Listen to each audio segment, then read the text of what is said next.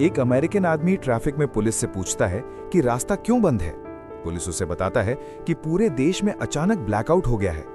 तभी अचानक वो पुलिस वाला डर के पीछे की तरफ भागने लगता है और उसी वक्त एक एरोप्लेन तेजी से नीचे आता है और रोड से टकराते हुए क्रैश हो जाता है। वो आदमी तुरंत दौड़कर वहां मदद करने के लिए पहुंचता है, जहां चारों तरफ एरोप्लेन का मलबा फैला हुआ होता है। उसे एक जलता हुआ आदमी भागते हुए दिखता है। वो आगे जाके देखता है, तभी अचानक एक और जोर का ब्लास्ट हो जाता है। आग इतनी तेज होती है कि वो किसी को बचा नहीं पा रहा होता। इसी बीच वो एक और आदमी बचने की कोशिश करता है, पर वो भी मर चुका होता है। और तभी मेडिक्स की टीम वहां पहुंच जाती है। वो इस आदमी को वहां से हटाते हैं और क्रैश साइट से दूर जाने को बोलते हैं। वो आदमी बस शॉक में खड़ा सब कुछ देखते रह जाता है।